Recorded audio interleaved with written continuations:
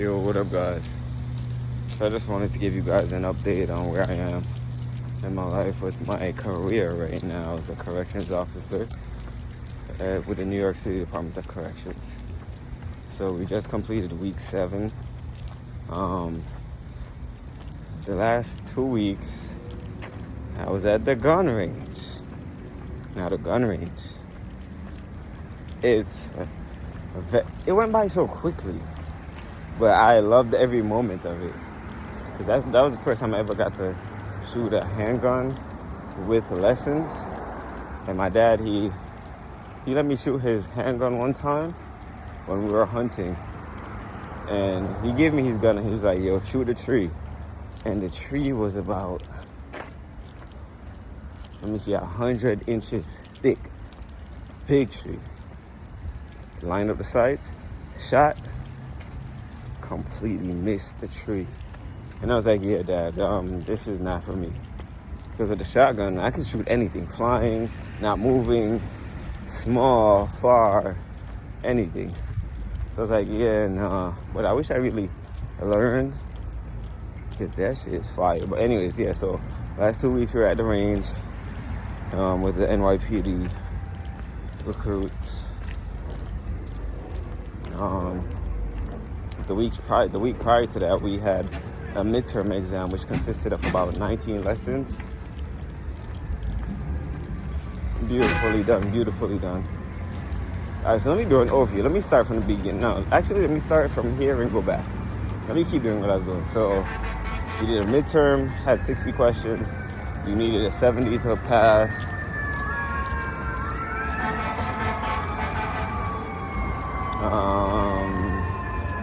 That was that. And with the academy, it's a lot of studying. You have to know a lot of laws, a lot of rules and regs, your directives, etc., etc. So you have to study a lot when it's time for an exam. But besides that, actually, no, let me not say besides that, because a couple of people on the job, they told me that this job is all about reading. If you like to get promoted, you have to do a lot of reading all the time to make sure that you know exactly what you're doing. Right? Okay, the week before that, I can't remember what we did the week before that, but probably the week before that we had another exam regarding deadly physical force. And you just have to know when you can use deadly physical force and when you can't. When you'll be justified for using physical force, what penal law or criminal procedure law gives you the right to do X, Y, Z. Before that exam was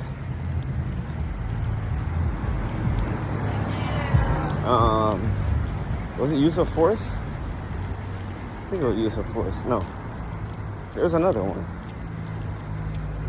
But yeah, so use of force was the first exam for sure.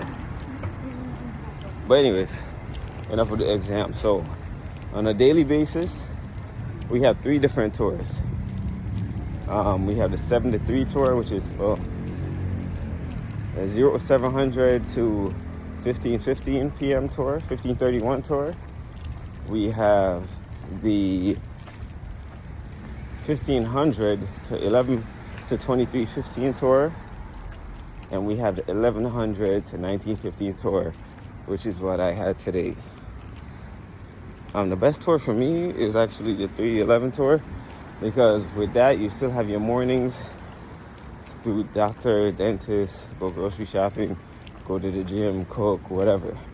7 to 3, I don't really like that one because then you only have 3 to 5. And a lot of shit closes at 5. So 3 to 5 is not the best. That's not the best for me.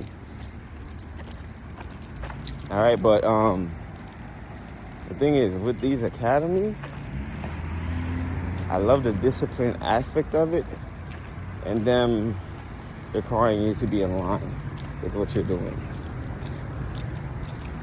So like, say for instance, this guy, he came It was two guys. They showed up late for roll call.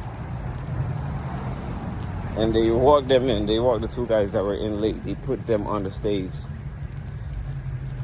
And they told all of us, all 176 or 180 of us, to get down in the push-up position. And while we went down, when we went down,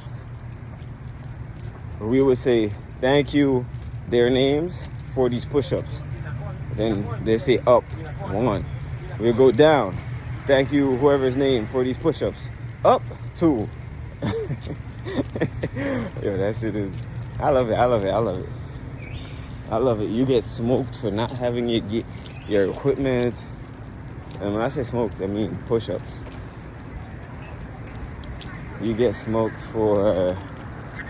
and then there's some people that talk back to the instructors. I get that you're a 40-year-old or a 50-year-old, whatever age you are, but it's a reason for why they do things the way they do. Because if you go in there and the inmates are talking crazy to you, and then you start talking crazy back, you're liable to lose your job because you let them get under your skin and you don't have any self-control, and you're not being the number one thing they want you to be, which is a professional. Well, all in all, so far, I recommend this to anybody 1,000%. And then, we also had a guy come in today. His name is Officer Poe. He's about 5'3". He's in his 3rd year. He just saved, no, he didn't save. Someone committed suicide while on his tour. He was indemnified because he did everything necessary that he had to do as far as procedures, but he just wasn't able to save the person. And somebody asked him how much money is he making right now, and he said right now he's making about he said for this week he's made $4K. So if you multiply 4,000 by 4, that's $16,000. All right, you might live at the jail, but what am I going to do? Live at home and be poor as fuck? What the fuck? Get off your ass, come get this money. And then there'll be losers out there saying, oh, this is blood money, this is Babylon. Shut y'all dumbasses up. If you want to be poor, stay poor. If you want to come make some money, make a difference, help these people rehab so they can get back into society. And then what I heard is that the inmates, they love structure. So if you come in and you have you turn the place from being a hellhole into being a civilized situation, and then a dickhead comes in and he's trying to be all rowdy, all the inmates are telling me, yo, don't fuck around, fall in line. We like the way this is being run because it's safer for them, it's better for them, the good living conditions, you know? So all in all, so far I love what I've been hearing. I'll give you guys an update. I was planning to do this weekly because if I was doing it weekly, I'd have everything top of the fresh on my head, but fresh off the top of my head. But I waited so long to do this. And yeah, I think I'm going to go out tonight, have a little bit of fun, or just might eat, take a shower, go to sleep.